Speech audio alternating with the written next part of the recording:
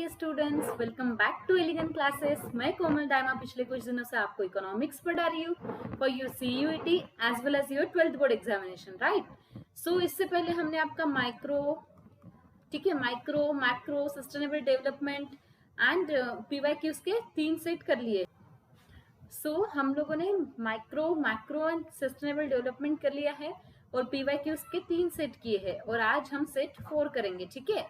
आज हम क्या करेंगे, सेट 4 करेंगे ऑफ योर पीवाईक्यूज, ठीक है। सो मैं आप सभी को एक रिक्वेस्ट करती हूँ कि जाकर पहले के सारे वीडियोस देखिए, क्योंकि जब हम पीवाईक्यूज कर रहे थे then we will get to know that कि हमारे पीवाईक्यूज और मेरे बनाए हुए वीडियोस के क्वेश्चन ये एग्जैक्टली मैच करते हैं, ठीक है। बहुत से क्वेश्चन ऐसे हैं जो मैच कर रहे हैं, so you should go and watch them.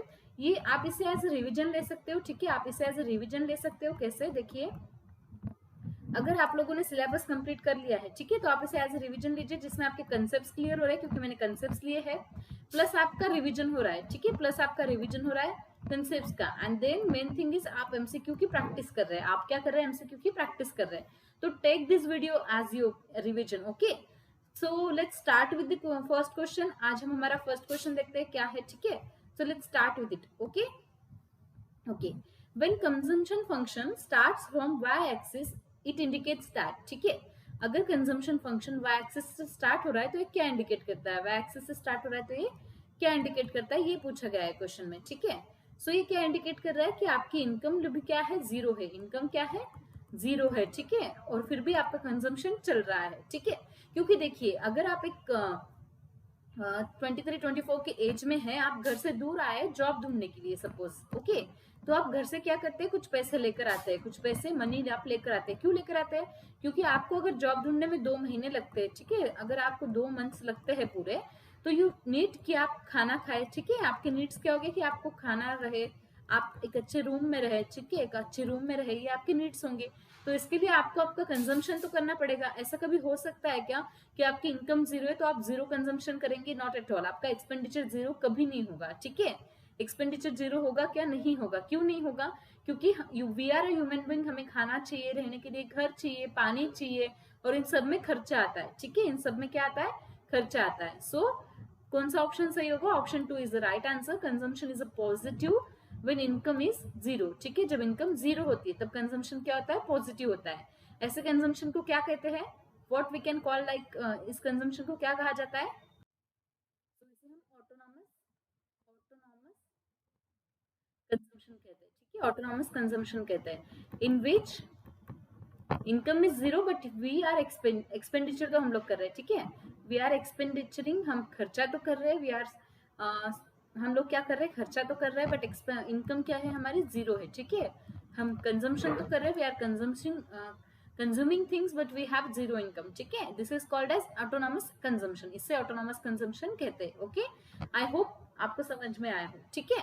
So let's deal with the next question. अगला क्वेश्चन देखते हैं। What is the next question, the central problem of an economy that relate the question what to produce, ठीक है। एक central economy का problem है जो किसको रिलेट करता है, what to produce and what quantities produce, ठीक है। सेंट्रल प्रॉब्लम्स जो है इकोनॉमी के, जिसका एक क्वेश्चन है which relate to what to produce and what quantities does not deal in, जो नीचे के किस हेडिंग में डील नहीं होता है, ठीक है। तो देखिए, technique of production, distribution of resources between different goods produce. देखिए, डिस्ट्रीब्यूशन ऑफ रिसोर्सेज तो हमें करने ही पड़ेंगे, तो इससे तो ये डील करता है, ठीक है। अगर हम डिसाइड करते हैं कि हमें क्या प्रोड्यूस करना है, क्या क्वांटिटीज में करना है, तो we are distributing resources according to that, right. Quantities of different goods की हमें कितनी क्वांटिटीज में क्या प्रोड्यूस करना है, ठीक है। व्हाट इन क्वांटिटीज, ये भी हम अगर एक बार डिसाइड करते हैं तो हम डिसाइड कर पाएंगे कि अलग अलग क्वांटिटीज में क्या क्या आपको प्रोड्यूस करना है।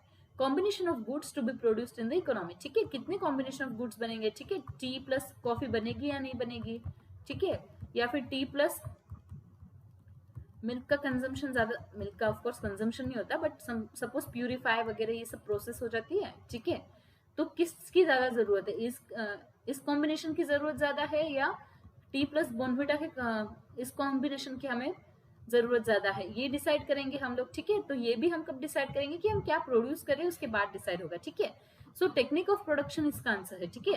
टेक्निक ऑफ प्रोडक्शन कब आ जाता है, जब ये सारे क्वेश्चन हमारे डील हो जाते हैं, उसके बाद आता है टेक्निक ऑफ प्रोडक्शन। मतलब अगर हमें टी प्लस बोनविटा का कंजम्पशन करना है इस कॉम्बिनेशन का, तो हमें क्या चाहिए, कौन सा सामान चाहिए, ठीक है, कौन सी मशीन हमें चाहिए, ठीक है। ये सब हम लोग क्या करेंगे, ये सब what to produce and in what quantities produce, इसके बाद हम टेक्निक ऑफ प्रोडक्शन पे जाएंगे। ठीक है, the right answer is option number 1, technique of production. I hope you will understand this. ठीक है, आप समझ रहे हो, fine.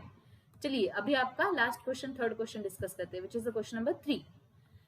The official data on poverty is made available to public by. ठीक है, जो ऑफिशियल डाटा होता है पुवर्टी का, ठीक है, ये पब्लिक को कौन देता है? ठीक है, हमें हर एक चीज का हमें डाटा तो मिलना चाहिए। We are living in democracy, right? हम डेमोक्रेसी में रहते हैं, तो हमारे पास हर एक चीज का डाटा होना चाहिए, राइट? सो जो ऑफिशियल डाटा पॉवर्टी का है वो कौन प्रोड्यूस करता है, पब्लिक के सामने कौन अवेलेबल करके देता है, ये पूछा गया है। So the right answer is planning commission. NSSO नहीं है, सेंट्रल स्टैटिस्टिकल ऑर्गेनाइजेशन नहीं है, मिनिस्टर ऑफ सोशल वेलफेयर नहीं है। Right answer is planning commission. अभी जब हम प्लानिंग कमीशन एक बार हमें पूछा गया है, तो हमारी ड्यूटी क्या बनती है? What is our duty? हमें ये देखना है कि प्लानिंग कमीशन स्टैब्लिश कब हुआ। ठीक है, स्टैब्लिश कब हुआ? तो वो स्टैब्लिश हुआ है 1950 में। ठीक है, 1950 में। और इसका वर्क क्या है? Creating 5 year plan. ठीक है, 5 ईयर प्लान को क्रिएट करता है। ठीक है, 5 ईयर प्लान को क्रिएट करता है, ये इसका काम है। ठीक है, इससे भी ज्यादा जरूरी इंफॉर्मेशन आपको जानना ये जरूरी है कि 2014 planning commission is replaced by NITI Aayog. ठीक है, प्लानिंग कमीशन को नीति आयोग से रिप्लेस कर दिया गया। ठीक है, प्लानिंग कमीशन को क्या किया गया? नीति आयोग के साथ रिप्लेस किया गया। अब कोई ऑर्गेनाइजेशन आपकी एक बार आ जाती है, ठीक है, कोई ऑर्गेनाइजेशन एक बार एग्जाम में आ जाती है, तो यू हैव टू कि ये आपको ये सब जानना जरूरी है कि उसकी एस्टैब्लिशमेंट कब हुई, उसका काम क्या है, और अगर कोई इंपॉर्टेंट इन्फॉर्मेशन है लाइक ये नीति आयोग से रिप्लेस हुआ है, ये एक इंपॉर्टेंट इन्फॉर्मेशन है, तो अगर वैसे कोई इंपॉर्टेंट इन्फॉर्मेशन है तो वो आपको याद रखना है। ठीक है, सो प्लानिंग कमीशन 1950 में एस्टेब्लिश हुआ, उसका काम है 5 ईयर प्लान क्रिएट करना, और 2014 में उसे हमने रिप्लेस किया विथ नीति आयोग। ठीक है, नीति आयोग के साथ हमने उसे रिप्लेस किया। आई होप आपको समझ में आ गया हो, आई होप आपको समझ में आया हो, राइट? चलिए ठीक है, हम हमारा अगला क्वेश्चन डिस्कस करते हैं, which is the question number 4। ठीक है, Which of the following is not true about agriculture marketing system? ठीक है, एग्रीकल्चर मार्केटिंग सिस्टम के हिसाब से नीचे दिए गए कौन सा स्टेटमेंट ट्रू नहीं है, कौन सा स्टेटमेंट ट्रू नहीं है, ये पूछा। So provision of physical infrastructure, provision of physical infrastructure, ठीक है, फिजिकल इंफ्रास्ट्रक्चर प्रोविजन मतलब फिजिकल इंफ्रास्ट्रक्चर के लिए काम करना। Okay, deregulation of agriculture markets, ठीक है, डिरेगुलेशन ऑफ मार्केट्स ऐसा दिया है। ठीक है, देखते हैं। Policy instrument like minimum support price aim to protect farmers. ठीक है, पॉलिसी इंस्ट्रूमेंट का काम तो एग्रीकल्चर मार्केटिंग सिस्टम करती है, जिसमें फार्मर्स को प्रोटेक्शन मिले, राइट? उनका मेन काम क्या है कि फार्मर्स को प्रोटेक्शन मिले और अच्छी पॉलिसी इंस्ट्रूमेंट हो लाइक मिनिमम सपोर्ट प्राइस वगैरह। ठीक है, और कोऑपरेटिव फार्मिंग भी इसका काम है एग्रीकल्चर मार्केटिंग सिस्टम का। So what is the answer? Deregulation of markets है, क्योंकि ये गलत है और सही जवाब है रेगुलेशन ऑफ मार्केट्स। ठीक है, वो क्या करते हैं? Regulation of markets. आप लोग जानते हो कि वीकली मार्केट लगते हैं। ठीक है, वीकली मार्केट जानते हो, सबके गांव में वीकली मार्केट होते हैं। ठीक है, तो ये कौन से गांव के वीकली मार्केट कब लगेंगे, उस मार्केट में क्या क्या सेल कर सकते हैं, ये सब कुछ एग्रीकल्चर मार्केटिंग सिस्टम देखती है। ठीक है, ये सब कुछ एग्रीकल्चर मार्केटिंग सिस्टम देखती है।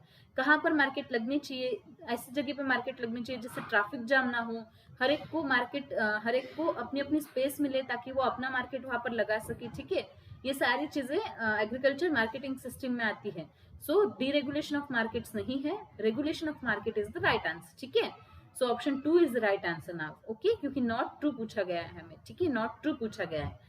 सो देखिए, एग्रीकल्चर मार्केटिंग सिस्टम क्या करती है कि फिजिकल इंफ्रास्ट्रक्चर, कहाँ मार्केट बननी चाहिए। ठीक है, अगर किसी के पास जगह नहीं है तो उन्हें जगह अलॉट करना। ठीक है, सामान, अगर एग्रीकल्चर का सामान रखने के लिए उनके पास कुछ सामान नहीं है तो वो अवेलेबल करवाना। ठीक है, अम्ब्रेलाज अवेलेबल करवाना। ठीक है, अगर आप किसी ऑर्गेनाइजेशन के अंडर आते हो तो वो आपको अम्ब्रेला अवेलेबल करके देंगे कि धूप ना लगे या फिर बारिश ना लगे। ठीक है, वो पॉलिसी इंस्ट्रूमेंट का भी काम करते हैं, अलग अलग सपोर्ट प्राइजेस क्रिएट करते हैं। ठीक है, ताकि फार्मर्स की प्रोडक्शन हो, कोऑपरेटिव फार्मिंग का भी काम करते हैं। ठीक है, कोऑपरेटिव फार्मिंग का भी काम करते हैं। देन वो क्या करते हैं? ट्रांसपोर्टेशन का काम करते हैं। ठीक है, कौन से गुड्स को कैसे ट्रांसपोर्ट करना है ये वो देखते हैं। देन उसके बाद वो क्या करते हैं? पैकेजिंग का काम करते हैं, पैकेजिंग में क्या अलाउड है वो देखते हैं। ठीक है, स्टोरेज कहाँ करना है ये देखते हैं। ये सारा काम एग्रीकल्चर मार्केटिंग सिस्टम का है। ठीक है, एग्रीकल्चर मार्केटिंग सिस्टम का है, तो ये भी आपको पूछा जा सकता है, तो इसको एक बार गूगल कर लीजिए, you will get enough information. ठीक है, वैसे तो इतनी इन्फॉर्मेशन भी इनफ है, बट एक बार गूगल कर लीजिए ताकि आपको ज्यादा इन्फॉर्मेशन मिले। ओके फाइन, चलिए Let's discuss the next question, which is the question number 5. What is the value of education says levied on union taxes by government of India? ठीक है, यूनियन टैक्सेस में गवर्नमेंट ऑफ इंडिया कितना education cess लगाती है, कितना education cess लगाती है. So you need to know cess का मतलब क्या है. ठीक है, सेस क्या है ये आपको जानना जरूरी है. सो सेस मतलब क्या होता है कि टैक्स तो लगता है बट किसी पर भी एडिशनल टैक्स लगाना. ठीक है, एडिशनल टैक्स लगाना, क्यों लगाना? पब्लिक वेलफेयर के लिए एडिशनल टैक्स लगाकर फंड्स क्रिएट करना. ठीक है, फंड्स क्रिएट करना फॉर पब्लिक वेलफेयर. अगर हम एडिशनल टैक्स लगाएंगे तो हमें उसके पैसे मिलेंगे, वो फंड क्रिएट होगा. ठीक है, तो एजुकेशन के लिए फंड क्रिएट करना ये होता है एजुकेशन टैक्स. ठीक है, फॉर पब्लिक वेलफेयर. अगर ज्यादा से ज्यादा टैक्स कलेक्ट होगा तो ज्यादा से ज्यादा अच्छे इंस्टीट्यूशन बनेंगे. ठीक है, और जितने अच्छे इंस्टीट्यूशन बनेंगे उतना अच्छा लोगों को एजुकेशन मिलेगा, उसके बाद अच्छे जॉब्स मिलेंगे. ठीक है, ये सब कुछ सेस में आता है. ठीक है, तो सेस क्या होता है कि एडिशनल टैक्स, किसी भी चीज पर एडिशनल टैक्स लगाना फॉर द पब्लिक वेलफेयर. ठीक है, समझ गए आप लोग? तो आपको ये पूछा गया है कि value of education cess levied on union tax by the government of India. ठीक है, यूनियन टैक्स में एजुकेशन सेस की क्या वैल्यू है जो गवर्नमेंट ऑफ इंडिया लगाता है. ठीक है, तो इसका सही आंसर क्या है देखते हैं. सो ये डायरेक्टली आपको लर्न करना है, इसमें आपको याद रखना है. ठीक है, डायरेक्टली लर्न करना है. So answer 4 is the right answer, 2%. ठीक है, इसको याद कर लीजिएगा, लर्न कर लीजिएगा. Okay fine. So option 2 that is sorry option 4 that is 2% additional tax होता है जो जिसे हम एजुकेशन सेल्स भी कहते हैं, यूनियन टैक्सेस में लगाया गया है बाय गवर्नमेंट ऑफ इंडिया. ठीक है, by government of India. Fine, चलिए आगे बढ़ते हैं, नेक्स्ट क्वेश्चन डिस्कस करते हैं. In China commune system is related to dash sector. ठीक है, चाइना में कम्यून सिस्टम किससे रिलेटेड है? कम्यून सिस्टम क्या है? एक ऐसे सिस्टम है जिसकी हेल्प से चाइना ने क्या किया था, जिसकी हेल्प से चाइना ने सब लोगों को इक्वली फूड डिस्ट्रीब्यूट किया था. ठीक है, इक्वली फूड डिस्ट्रीब्यूशन किया था, उन्होंने इक्वली फूड डिस्ट्रीब्यूशन किया था. राइट, तो ये है कम्यून सिस्टम, ये है कम्यून सिस्टम जो चाइना में स्टार्ट हुई थी, जो चाइना में स्टार्ट हुई थी. Fine. So in China commune system is related to dash sector. China में कम्यून सिस्टम किस सेक्टर से रिलेटेड थी? इनफॉर्मल, इंडस्ट्री, सर्विस और agriculture. So according to the commune system वो क्या थी, इस हिसाब से आप इसका आंसर निकाल सकते हैं. सो ये तो फूड सिक्योरिटी रिलेटेड है या फूड डिस्ट्रीब्यूशन के रिलेटेड है, तो of course it will come under agriculture. ये एग्रीकल्चर के अंडर आएगी. ठीक है, एग्रीकल्चर के अंडर आएगी. ठीक है, अगर आपने नहीं भी पढ़ा होता और आपको कम्यून सिस्टम पता होती जो हमने हमारे वीडियोस में कवर किया है, तो you will definitely going to answer it. ठीक है, आप इसका जवाब सही देकर आते. राइट, आप इसका जवाब सही देकर आते. So option 4 is the right answer, agriculture sector. Okay fine, चलिए आगे बढ़ते हैं, नेक्स्ट क्वेश्चन डिस्कस करते हैं, which is the question number 7. ठीक है, जो आपका क्वेश्चन नंबर 7 है. आई होप आपको समझ में आ रहा है. ठीक है, कभी कभी हमें सिर्फ कंसेप्ट पता होना बहुत ज्यादा जरूरी होता है. अगर सिर्फ कंसेप्ट आपको पता है तो उसके ही ऊपर आप कितने सारे क्वेश्चन सॉल्व कर आते हैं. ठीक है, so you have to know the concept. Okay fine, चलिए ये देखते हैं क्वेश्चन.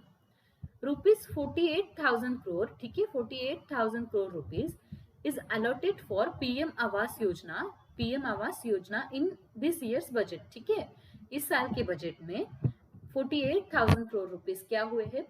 PM आवास योजना के लिए क्या हुए? अलॉट किए गए हैं. Identify the government objective fulfilled from the statement about. तो गवर्नमेंट का कौन सा ऑब्जेक्टिव पूरा हो रहा है by fulfilment of by fulfilled from statement. ठीक है, स्टेटमेंट से उनका कौन सा ऑब्जेक्टिव पूरा हो रहा है ये पूछा गया है. सो पहले आपको ये पता होना चाहिए कि पीएम आवास योजना क्या है.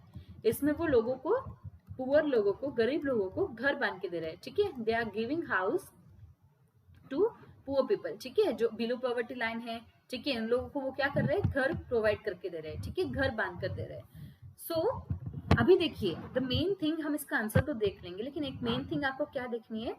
48,000 crore allotted for PM Awas Yojana in this years budget. ठीक है, इस साल के बजट में. तो जो मेन स्कीम है, हर एक स्कीम के बारे में पढ़िए ऐसा मैं नहीं बोलूंगी, बट जो मेन स्कीम है, जैसे अभी आई है लाडली बेटिया स्कीम, लाडली बेटी स्कीम. ठीक है, ये जो सारे स्कीम है ना, इन सारे स्कीम को कितना बजट दिया गया है ये भी आपको पूछा जा सकता है. अब वैसे तो नहीं पूछा जा सकता, बहुत ज्यादा फैक्ट्स हो जाएगा अगर पूछा गया तो, बट फिर भी आप तैयार रहिए कि ऐसे फैक्ट्स भी आपको पूछे जा सकते हैं. सो आपको क्या करना है? ये सारे स्कीम्स को किसको कितना पैसा दिया गया है ये देखना है. ठीक है, ये देखना है और इसको फिट करना है कि किस कैटेगरी में फिट होगा, ठीक है, किस कैटेगरी में फिट होगा, ये भी आपको ध्यान रखना है, ठीक है, समझ रहे हैं आप लोग। तो आपको क्या करना है, इस ईयर का बजट लेना है, उस बजट में कौन से चीज को कितना, पूरा बजट प्लीज मत देखिएगा, कोई समरी देख लीजिएगा अच्छे से, समरी, जिस समरी में आपको ये पता चले कि इस स्कीम का ऑब्जेक्टिव ये है, ठीक है, ऑब्जेक्टिव देख लीजिए, कितने करोड़ दिए गए ये देख लीजिए, और कितने साल से स्कीम चल रही है ये भी देखिएगा, क्योंकि पीएम आवास योजना ये बहुत पुरानी स्कीम है, ठीक है, बहुत पुरानी स्कीम है, और उसको फिर से रिन्यू करती जा रही है गवर्नमेंट, ठीक है, तो ये भी देखिएगा कितनी साल पुरानी स्कीम है। फाइन। सो अभी ये देखते हैं कि जो 48,000 करोड़ घर दिए गए हैं, सॉरी, जो 48,000 करोड़ रुपीज अलॉट हुए हैं पीएम आवास योजना को, तो ये कौन सा ऑब्जेक्टिव फुलफिल कर रही है गवर्नमेंट का, ठीक है, कौन सा ऑब्जेक्टिव फुलफिल कर रही है, let's discuss this. So economic stability नहीं, देखिए इकोनॉमिक स्टेबिलिटी तो जब आती ना, अगर जनधन योजना अकाउंट होता, तो जनधन योजना अगर दी होती पीएम आवास की जगह पर, अगर जनधन योजना का नाम होता, जनधन अकाउंट, जनधन योजना, तो you can write economic stability, आप इकोनॉमिक स्टेबिलिटी लिख सकते थे, ठीक है। सो economic stability will not be the answer. Redistribution of income, ये भी सही आंसर नहीं है। Reallocation of resources, reducing regional disparities, ठीक है। So the right answer will be the reallocation of resources, ठीक है। रिसोर्सेस तो दे रहे हैं ना हम, अगर किसी को घर दे रहे हैं तो हम रिसोर्स दे रहे हैं, ठीक है, हम उसकी बेसिक नीड पूरी कर रहे हैं कि उसके ऊपर छत हो, ठीक है, ये बेसिक नीड है, कोई भी रास्ते पर सड़क पर ना सो, हर एक इंसान की बेसिक नीड क्या होती है बताइए, क्लोथ, हाउसिंग एंड फूड, ये बेसिक नीड है। अभी इसमें इंटरनेट भी काउंट किया जाता है, बट अभी तो फिलहाल स्टार्टिंग 3 बेसिक नीड्स तो ये हाउस, क्लोथ्स एंड फूड, ठीक है, ये हमारी बेसिक नीड्स है, तो ये बेसिक नीड में आएगा, तो रीएलोकेशन ऑफ रिसोर्सेज, उसे हम रिसोर्सेज दे रहे हैं, रीएलोकेट कर रहे हैं, ताकि क्या हो कि उनको भी घर रहे, ठीक है, तो ये ऑब्जेक्टिव फुलफिल हो रहा है गवर्नमेंट का, ठीक है, ऑप्शन नंबर 3। तो आपको क्या करना है, अभी आपको सारे स्कीम्स देखने, और ये बजट और भी खास है क्योंकि इंटरमीडिएट बजट है, ठीक है, इंटरमीडिएट बजट है, मतलब इसके बाद एक बार फिर से इलेक्शन होंगे, इसको इंटरमीडिएट बजट कहते हैं, ये आप जान लीजिए, लेकिन ये बजट अपने आप में खास होता है, ठीक है, ये अपने आप में खास होता है क्योंकि ज्यादा चर्चा में होता है, ठीक है, ये ज्यादा चर्चा में होता है, जो चीज ज्यादा चर्चा में होती है उस पर क्वेश्चन आ सकता है, ठीक है, उस पर क्वेश्चन आ सकता है। सो आप क्या करेंगे, अभी आप क्या करेंगे, कौन से स्कीम को कितना पैसा दिया, हर एक स्कीम को नहीं, जो फेमस स्कीम्स है उन स्कीम को, कि उनको बजट में कितना पैसा अलॉट हुआ है, और वो उनकी कौन सी ऑब्जेक्टिव को फुलफिल करता है गवर्नमेंट की, और उसके बजट के मेन पॉइंट्स क्या है, मेन पॉइंटर्स क्या है, उससे फायदा किसको होने वाला है, ठीक है, बेनिफिशियरीज कौन कौन है ये देखना है, ठीक है। फाइन, समझ गए आप लोग, आपको अभी क्या करना है, दिस इज योर होमवर्क, ठीक है, ये आपका होमवर्क है, अगर आप ये अच्छे से कर लोगे तो यू विल क्लियर दिस, ठीक है, इसको आप अच्छे से कर लोगे तो यू विल क्लियर दिस। अगर एक भी सवाल आता है तो 5 मार्क्स होते हैं, ठीक है, एक भी सवाल आ जाता है तो 5 मार्क्स की बात है, यहाँ पर तो 0.50 मार्क्स से कॉम्पिटिशन है, right. So you have to do this, ठीक है, ज्यादा नहीं, बस मेन स्कीम कर लीजिए, it will give you help. और पूरा बजट नहीं देखना है, पूरा बजट का डॉक्यूमेंट भी नहीं पढ़ना है, समरीज में से कवर कर लीजिए। फाइन, चलिए आगे बढ़ते हैं, नेक्स्ट क्वेश्चन डिस्कस करते हैं। On the evening of independence, small scale industry was one which invested maximum amount of, ठीक है, इंडिपेंडेंस के इवनिंग को, ठीक है, इंडिपेंडेंस के इवनिंग को स्मॉल स्केल इंडस्ट्री ये वन थी जिसको हमने मैक्सिमम अमाउंट, जिसमें हमने मैक्सिमम अमाउंट इन्वेस्ट किया था। व्हाट वी हैड डन, हम लोगों ने मैक्सिमम अमाउंट इन्वेस्ट किए थे स्मॉल स्केल इंडस्ट्री में, तो वो कितने थे, ठीक है, वो कितना है ये पूछा जा रहा है। On the evening of independence, again this is from your sustainable development वाला बुक, उसमें दिया है ये, ठीक है, उसमें दिया है ये, ओके फाइन। तो देखते हैं answer. So the answer is 5 lakh, ठीक है, उस वक्त कौन सी कितनी लिमिट थी, 5 लाख लिमिट थी, अभी चेंज हुई है बट उस वक्त ये थी 5 लाख थी, तो अभी कितनी है ये भी आप जाकर चेक करेंगे, ठीक है, ये भी आप जाकर क्या करेंगे, चेक करेंगे, it is also your homework, ठीक है, ये भी आपका होमवर्क है। फाइन, चलिए आगे बढ़ते हैं, हमारा नेक्स्ट क्वेश्चन डिस्कस करते हैं। Utility of commodity is want satisfying capacity, ठीक है, यूटिलिटी क्या है किसी भी कमोडिटी की, वांट सेटिस्फाइंग कैपेसिटी। देखिए मेरे पास एक ग्लास भर पानी है, मेरे पास एक ग्लास भर पानी है और मैं उसे पीती हूँ, मैं उसे कंज्यूम करती हूँ, तो वो मेरे क्या कर रहा है, यूटिलिटी कम कर रहा है, ठीक है, यूटिलिटी सेटिस्फाई कर रहा है। तो किसी भी कमोडिटी की यूटिलिटी क्या होती है कि वो अपनी वांट सेटिस्फाइंग कैपेसिटी होती है, कि आपकी वांट फुलफिल हो। The utility can express in terms of numbers, ठीक है, कौन सी यूटिलिटी टर्म्स ऑफ नंबर्स में एक्सप्रेस होती है, this analysis is known as, इस एनालिसिस को क्या कहते हैं, कौन सी यूटिलिटी हम नंबर्स में एक्सप्रेस कर सकते हैं और इस एनालिसिस को हम क्या कहते हैं, ये पूछा गया है, ठीक है। सो पहले हम ऑर्डिनल यूटिलिटी क्या है, एडिशनल यूटिलिटी क्या है, cardinal utility and detailed utility क्या है ये देखते हैं। फाइन, तो चलिए देखिए, ऑर्डिनल यूटिलिटी मतलब पर्सन की, अ पर्सन कंज्यूम्स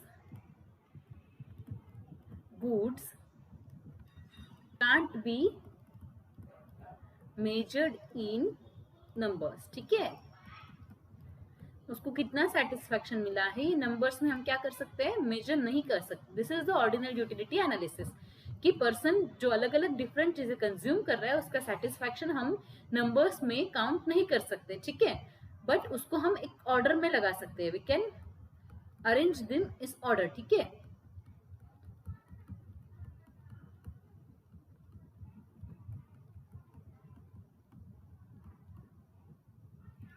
ठीक है, मैंने एप्पल खाया, ऑरेंज खाया, ब्लूबेरी खाया, मुझे इन सबसे कितना सेटिस्फेक्शन मिला मैं ये आपको नहीं बता सकती। मैं आपको ये नहीं बता सकती कि मुझे इन सबसे कितना सेटिस्फेक्शन मिला है, ठीक है, मैं नंबर्स में नहीं बता सकती। लेकिन आप मुझे पूछेंगे कि सबसे ज्यादा सेटिस्फेक्शन मुझे किससे मिला है, तो आई विल मार्क देम, ठीक है, मैं उसको मार्क कर सकती हूँ कि मुझे सबसे ज्यादा सेटिस्फेक्शन ब्लूबेरी से मिला, उसके बाद एप्पल से मिला, देन ऑरेंज से मिला, ठीक है। इसको मैंने क्या कर दिया, मार्क कर दिया आप लोगों के लिए कि मुझे इस तरीके से नंबर ऑफ प्रेफरेंस में ऐसे दे सकती हूँ, ऑर्डर ऑफ प्रेफरेंस ऐसे दे सकती हूँ, बट मैं इसको नंबर्स नहीं दे सकती, ठीक है, मैं नंबर नहीं दे सकती कि मुझे किससे कितना सेटिस्फेक्शन मिला है। So this is called as ordinal utility analysis. इसे क्या कहते हैं, ऑर्डिनल यूटिलिटी एनालिसिस कहते हैं, ठीक है। तो अभी हम देखते हैं कि cardinal utility additional utility analysis क्या है। What is the additional utility analysis, एक बार हम इसे एक बार इरेज कर लेते हैं, हमारे लिए स्पेस क्रिएट करते हैं, then we will discuss the additional utility analysis कि एडिशनल यूटिलिटी एनालिसिस क्या है। फाइन, चलिए देखते हैं, ठीक है। तो ये क्या है, ये है कि मैंने सपोज 4 मैंगोज खाए हैं, ठीक है, 4 मैंगोज खाए हैं और मेरा मन नहीं भरा, ठीक है, मैंने 4 मैंगोज खाए हैं और मेरा मन नहीं भरा, ठीक है, मेरा मन नहीं भरा, फाइन। तो मैं क्या कर रही हूँ, 4 मैंगोज खाने के बाद एडिशनल एक मैंगो खा रही हूँ, ठीक है, एडिशनल एक मैंगो खा रही हूँ, एक मैंगो और मैंने एक्स्ट्रा खाया, तो ये क्या हुई, मेरी एडिशनल यूटिलिटी हुई, एडिशनल यूटिलिटी हुई, ठीक है, एडिशनल यूटिलिटी हुई, मतलब एडिशनल सेटिस्फेक्शन मुझे मिला। एडिशनल मुझे क्या मिला, सेटिस्फेक्शन मिला बाय ईटिंग 1 मैंगो, ठीक है। पहले के तो मैंने खाए थे, ठीक है, उसके कंजम्पशन में कोई चेंज है क्या, नहीं है, वो जैसा है वैसा ही है। 4 मैंगोज मैंने खाए तो वो खाए, उसमें कोई चेंज नहीं है, बट और एक एक्स्ट्रा मैंगो खाने से मुझे जो एडिशनल यूटिलिटी मिली है, जो एडिशनल सेटिस्फेक्शन मिला है, this is known as additional utility analysis, इसे हम कहते हैं एडिशनल यूटिलिटी एनालिसिस। फाइन, चलिए हम अब कार्डिनल यूटिलिटी एनालिसिस डिस्कस करते हैं। What is the cardinal utility analysis, इसे डिस्कस करते हैं। Fine, so allow me a minute, I will clear this for you, then we will discuss it, okay। चलिए देखते हैं कि एडिशनल कार्डिनल यूटिलिटी एनालिसिस क्या है। So cardinal utility analysis means we can measure satisfaction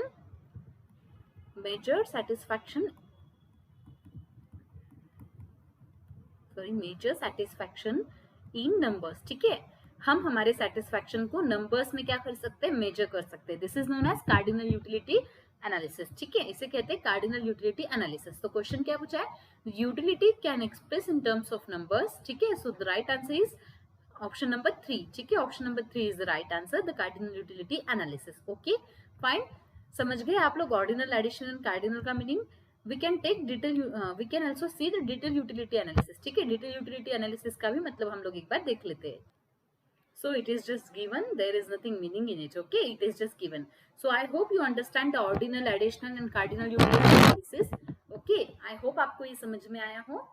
Fine, चलिए then we can discuss the question number 10, ठीक है, हम अगला क्वेश्चन डिस्कस करते हैं, the question number 10। Which of the following indicate a development that allow all the future generation to have a portrayal's average quality of life that is at least as high as which is being enjoyed by the current generation, ठीक है। तो question क्या पूछा गया है कि जो future generation है आने वाली, उनको भी same average quality of life जीने मिले जो आज के लोग जी रहे हैं, ठीक है। तो ऐसी कौन सी डेवलपमेंट है जो ये इंडिकेट करती है कि आज के जो करंट जनरेशन जो सारे प्रिविलेजेस एंजॉय कर रही है about the life, the quality of life, the environment, the sun, ठीक है, ओजोन लेयर की प्रोटेक्शन, ये सारी चीजें आने वाले फ्यूचर जनरेशन को भी उसी लेवल पर क्या मिले, उसी लेवल पर द क्वालिटी ऑफ लाइफ उनको भी मिले, ठीक है, द सेम लेवल, ठीक है, ठीक है। तो ऐसी कौन सी डेवलपमेंट है, ठीक है। तो sustainable development is the right answer, ठीक है। सस्टेनेबल डेवलपमेंट ये सही जवाब है। सस्टेनेबल डेवलपमेंट क्या कहती है कि इस तरीके से डेवलपमेंट कीजिए अभी कि जिसका कोई हार्म हमारे इन्वायरमेंट को ना हो, ठीक है। इन्वायरमेंट को कोई हार्म ना हो, ठीक है। ये इनका मेन मोटिव है, ताकि आने वाली फ्यूचर जनरेशन, ठीक है, फ्यूचर जनरेशन भी उतने ही अच्छे से रह पाए जितने हम रह रहे, ठीक है। उतने ही अच्छे से वो भी अपने लाइफ स्पेंड कर सके जितने अच्छे से हम अभी कर रहे हैं। ओके फाइन, आई होप आप समझ रहे हो, ठीक है। कंटिन्यूअस डेवलपमेंट मतलब जैसे डेवलपमेंट चल रही है उसे कंटिन्यू करना। रूरल डेवलपमेंट मतलब गांव की डेवलपमेंट, ठीक है। किसी भी एक रीजनल, एक रूरल, एक विलेज की डेवलपमेंट, ठीक है। एक विलेज की डेवलपमेंट इसे कहते हैं rural development. And national development means overall nation की डेवलपमेंट, ठीक है। समझ गए आप लोग। सो ऐसे कौन सी डेवलपमेंट है जो अलाउ करती है कि फ्यूचर जनरेशन को भी same average quality of life मिले जो आज के लोग एंजॉय कर रहे हैं। सो the right answer is the sustainable development, ठीक है। इसे प्लीज इस कंसेप्ट को अच्छे से कीजिएगा, क्योंकि इस पर आपकी पूरी बुक है, ठीक है। सस्टेनेबल डेवलपमेंट पूरी बुक है इस पर, ठीक है। तो ये मेरी रिक्वेस्ट है कि इस कंसेप्ट को अच्छे से कीजिए, इस पर से क्वेश्चन बहुत आ सकते हैं। और ये क्या कहते हैं, हमेशा करंट टॉपिक है, हमेशा न्यूज में रहता है, ठीक है। करंट टॉपिक है, हमेशा न्यूज में रहता है। सो आप इसे अच्छे से कवर कर लीजिए कि सस्टेनेबल डेवलपमेंट क्या होता है, इसके फीचर्स क्या है, गोल्स क्या है, ठीक है। फाइन, चलिए आगे बढ़ते हैं, हमारा नेक्स्ट क्वेश्चन डिस्कस करते हैं। MPS is defined as, MPS को क्या कहते हैं या फिर इसको किस तरीके से डिफाइन करते हैं ये पूछा है। सो पहले हमें क्या देखना पड़ेगा कि एमपीएस क्या है, ठीक है। एमपीएस क्या है पहले हम ये देखते हैं। फाइन, चलिए देखते हैं। So MPS means marginal propensity save, ठीक है। मार्जिनल प्रोपेंसिटी टू सेव, ठीक है। ये इसका मतलब है, ये इसका क्या है मतलब है, ठीक है। देखिए ये केन्स की आइडिया थी, ये आपको जानने की जरूरत नहीं, बट फिर भी आपको बता देती हूँ, ये केन्स की आइडिया थी। और इसका मेन काम क्या था, एमपीएस का मतलब क्या है कि इंसान को अगर इनकम बढ़ती है, ठीक है, इनकम अगर इंक्रीज होती है इंसान की, सपोज मेरी इनकम 10,000 थी और वो बढ़कर 15,000 हो गई, ठीक है। बढ़कर कितनी हुई, 15,000 हुई। फाइन, तो मैं क्या करूंगी, जो बची हुई इनकम है, जो मेरी बढ़ी हुई इनकम है, अगर उसमें से मुझे कुछ खर्चे के लिए लगता है तो I can take it from 2,000, लेकिन बचे हुए 3,000 जो है वो मैं क्या करूंगी, सेव करूंगी। वो मैं क्या करूंगी, सेव करूंगी, अपने पास सेव करूंगी, ठीक है। समझ रहे हो आप लोग। तो जैसे जैसे हमारी इनकम बढ़ती है हम लोग क्या करते हैं, इनकम को सेव करना स्टार्ट करते हैं। ये केन्स का एमपीएस कर्व है, ठीक है। मार्जिनल प्रोपेंसिटी टू सेव, ये उसकी आइडिया थी, ठीक है। कि जैसे ही हमारी इनकम बढ़ती है we started to save it, हम उसे सेव करना स्टार्ट करते हैं रादर देन उसे स्पेंड करने की बजाय, ठीक है। सो ये हमारा मार्जिनल प्रोपेंसिटी टू सेव, ये क्या है, एक कर्व है या फिर एक आइडिया है, ठीक है। सो देखते हैं option, change in consumption per unit change in income, ठीक है। नहीं, कंजम्पशन में चेंज आएगा क्या, no not at all. Change in consumption per unit of income, नहीं। Change in saving per unit of income, ठीक है। Change in saving per unit of income ये सही है, बट यहाँ पर एक वर्ड मिसिंग है, इसलिए option number 3 is not right answer. Option number 4 is the right answer. कौन सा वर्ड मिसिंग है, चेंज इन, ठीक है। अगर इनकम में चेंज आ रहा है तभी तो चेंज आएगा ना सेविंग में, ठीक है, तभी तो चेंज आएगा सेविंग में। फाइन, या फिर इनकम उतनी ही है और हम सेव कर रहे हैं, ऐसा होगा क्या, नहीं होगा। So option 4 is the right answer, ठीक है। Option 4 is the right answer. I hope आपको समझ में आया हो, ठीक है। फाइन, चलिए आगे बढ़ते हैं, हमारा अगला क्वेश्चन डिस्कस करते हैं, which is the question number 12, ठीक है। Current account components of trade in service include, ठीक है। जो करंट अकाउंट कंपोनेंट्स है ट्रेड के, वो कौन सी सर्विस इंक्लूड करते हैं, कौन सी सर्विस इंक्लूड करते हैं करंट अकाउंट, ठीक है। सो करंट अकाउंट क्या होता है, कैपिटल अकाउंट क्या होता है, पहले ये देखते हैं, ठीक है। ट्रेड पूछ रहा है, इस बात का ध्यान रखिए कि ट्रेड वाला अकाउंट की बात चल रही है। Current account components of trade, ठीक है। बैलेंस ऑफ ट्रेड के बारे में बात हो रही है, बैलेंस ऑफ इंडिविजुअल के बारे में बात नहीं हो रही है, ठीक है। तो ट्रेड में क्या क्या आएगा, net non factory income, net investment income and grants, ठीक है। क्योंकि गिफ्ट एंड रेमिटेंस आपके इसमें कवर होते हैं बैलेंस ऑफ इन्वेस्टमेंट में, ठीक है। बैलेंस ऑफ इन्वेस्टमेंट में यूनिलैटरल में, ठीक है। So the right answer will be the option 4, B, C and D, जिसमें आएगा आपके नेट नॉन फैक्टर इनकम, इसमें सारी इनकम आएगी, ठीक है। इसमें सारी इनकम आएगी, ठीक है। इसमें सारी इनकम आएगी, आई एम सो सॉरी गलत स्पेलिंग लिखी है मैंने। और इसमें क्या आएगी आपकी सेविंग, एक्सपेंडिचर एंड गिफ्ट्स वगैरह, ठीक है। Gifts and all this things, ठीक है। Balance of balance of, BOI का फुल फॉर्म क्या होता है, बैलेंस ऑफ, सो बीओआई क्या होता है, बीओआई बैलेंस ऑफ इनविजिबल, ठीक है, बैलेंस ऑफ इनविजिबल, ठीक है, जिसे हम बैलेंस ऑफ सर्विसेज भी कह सकते हैं, ठीक है। सो इसमें आ जाती है आपकी सेविंग, यूनिलेटरल जिसमें गिफ्ट्स रेमिटेंस ये सब आते हैं, ठीक है। और बीओटी क्या है, बैलेंस ऑफ ट्रेड, यहाँ पर ट्रेड लिख के दिया है आपको, इसलिए गिफ्ट्स एंड रेमिटेंस का पार्ट नहीं होंगे क्योंकि ये पार्ट है सर्विसेज, बैलेंस ऑफ सर्विसेज अगर लिख के दिया होता, current account components of services and service include, so the answer will be all, ठीक है, so the answer will B only one, but ये जो इनकम वाला पार्ट है this will come under balance of trade, BOT, ठीक है। So the right answer is option number 4, right answer is option number 4, okay fine. Let's discuss the next question. A PICO movement which aimed at protecting forest initiated in which state, ठीक है। PICO movement कौन से state में हुई थी जिसका main M क्या था कि फॉरेस्ट को उन्हें क्या करना है, प्रोटेक्ट करना है, फॉरेस्ट को क्या करना है, प्रोटेक्ट करना है, this was the main M, ठीक है। सो PICO मूवमेंट क्या है, कौन से ईयर में स्टार्ट हुई थी और कहाँ हुई थी, ये सारी इंफॉर्मेशन आपको होनी चाहिए बिकॉज एक बार ये रिपीट हो चुका है, ठीक है। सो PICO मूवमेंट कब स्टार्ट हुई थी, 1983 में स्टार्ट हुई थी, ठीक है, 1983 में स्टार्ट हुई थी। कहाँ हुई थी, उत्तर कन्नड़ा और डिस्ट्रिक्ट ऑफ कर्नाटका, ठीक है, कर्नाटका डिस्ट्रिक्ट में स्टार्ट हुई थी, उत्तर कन्नड़ा में, ठीक है, उत्तर कन्नड़ा इन कर्नाटका डिस्ट्रिक्ट की स्टार्ट हुई थी 1983, जो सिमिलर थी चिपको मूवमेंट के जैसी, ठीक है, चिपको मूवमेंट के जैसे सिमिलर थी और उनका भी मेन एम क्या था कि फॉरेस्ट को प्रोटेक्ट किया जाए, झाड़ को कट होने से बचाए, ठीक है, कटिंग ऑफ ट्रीज उनको प्रोटेक्ट करना था, उनको कटिंग ऑफ ट्रीज नहीं होने देना था, so it was similar to the Chipko movement, fine. चलिए आगे बढ़ते हैं, हमारा अगला क्वेश्चन डिस्कस करते हैं which is the question number 14, ठीक है। The main purpose for which government opt for privatization are, ठीक है, कौन से ऐसे मेन पर्पज थे जिसके लिए गवर्नमेंट ने प्राइवेटाइजेशन को चूज किया, ठीक है, जिसके लिए गवर्नमेंट ने प्राइवेटाइजेशन को चूज किया।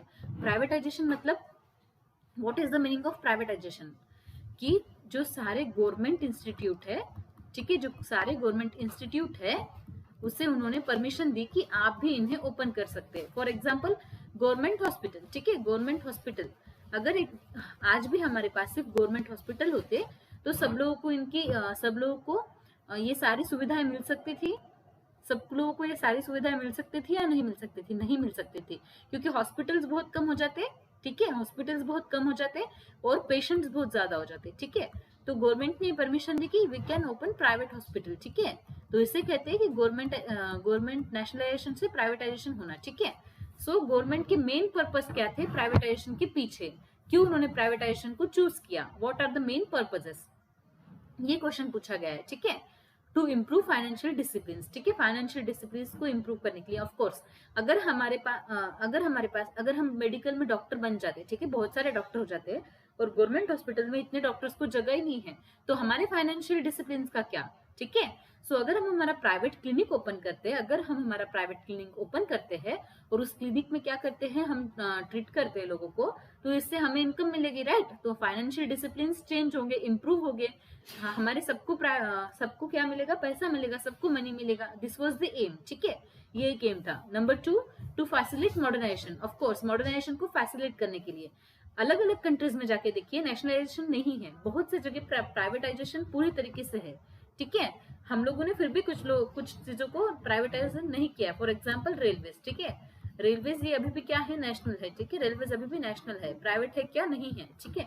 सो we didn't approve railways as a national privatization. So हम लोगों ने क्यों किया था कि अदर कंट्रीज में जब हम देखते थे तो उनकी जो इकोनॉमी थी वो बहुत ज्यादा स्ट्रॉन्ग थी ड्यू टू प्राइवेटाइजेशन, तो हमने मॉडर्नाइजेशन को फैसिलिटेट करने के लिए प्राइवेटाइजेशन को ऑप्ट किया, ठीक है, this is the reason. Then option 3, to reduce financial burden, of course financial burden कम करने के लिए भी हम लोगों ने प्राइवेटाइजेशन को चूज किया, ठीक है। अगर हमारा गवर्नमेंट हॉस्पिटल, अगर एक देखिए बहुत सारे पेशेंट्स हो जाते हैं और प्राइवेटाइजेशन अलाउड नहीं होता, तो सरकार को एक हॉस्पिटल की जगह पे एक गांव में 3 हॉस्पिटल ओपन करने पड़ते, so it will increase the financial burden, right. अगर हमें ये सारा पैसा किसी और चीज पर इन्वेस्ट करना है, सपोज कोई ऐसी चीज है जिसका प्राइवेटाइजेशन नहीं हो सकता, फॉर एग्जाम्पल मिलिट्री, ठीक है, हम लोग हमारी प्राइवेट मिलिट्री यूज कर सकते हैं क्या, डिटेक्टिव तो भी प्राइवेट होते हैं बट मिलिट्री प्राइवेट होती है क्या, नहीं होती है, तो मिलिट्री तो नेशनल ही रहेगी, ठीक है। तो इस पर हमें ज्यादा खर्चा करना है क्योंकि हमारे आसपास नेबर्स जो है वो थोड़े हमें डिस्टर्ब करते हैं, ठीक है, थोड़े हमें क्या करते हैं, डिस्टर्ब करते हैं, सो वी नीड कि हमारी मिलिट्री स्ट्रांग हो। तो हम एक की जगह पे 4 हॉस्पिटल करने की बजाय अगर प्राइवेटाइजेशन को खुला करते हैं तो प्राइवेट खुद ही हॉस्पिटल्स क्रिएट हो जाएंगे, ठीक है, खुद ही एक गांव में 3 या 4 हॉस्पिटल क्रिएट हो जाएंगे, fine. So it will reduce the financial burden of the government, ठीक है, इससे फाइनेंशियल बर्डन क्या होगा, रिड्यूस होगा। आई होप आपको एग्जाम्पल की हेल्प से समझ में आया हो, ठीक है। So answer will be the all of the above, सही जवाब क्या है, ऑल ऑफ द अबाव, ठीक है। ऑप्शन नंबर 4 के ऊपर के दिए गए सारे ये रीजन से, ये सारे पर्पस थे कि हम प्राइवेटाइजेशन को चूज करें, ठीक है, फाइन, समझ गए आप लोग। This is again from your sustainable development वाला बुक, ठीक है, उसमें से ही पूछा गया है, उसमें ही दिए हैं 1991 के रिफॉर्म्स, जिसमें हमने प्राइवेटाइजेशन को भी बहुत सारा प्राधान्य दिया था, ठीक है, फाइन, समझ गए आप लोग। चलिए हमारा नेक्स्ट क्वेश्चन डिस्कस करते हैं, which is the question number 15, ठीक है। Identify the term that is called as national income of economy. नीचे दिए गए टर्म्स में से हमें आइडेंटिफाई करना है कि नेशनल इनकम इकोनॉमी किसे कहते हैं, नेशनल इनकम इकोनॉमी किसे कहते हैं। जीडीपी, जिसके नीचे एमपी है, GDP FC, NNP MP, NNP FC, ठीक है। तो what will be the right answer, ये हमें देखना है। So let's discuss this. So option number 4 is the right answer, ठीक है। National NNP at factor cost, NNP at factor cost is also known as national income, ठीक है। NNP at factor cost को भी नेशनल इनकम कहा जाता है, ठीक है। So NNP at factor cost is the national income, ठीक है, एनएनपी एट फैक्टर कॉस्ट को हम नेशनल इनकम कहते हैं, फाइन।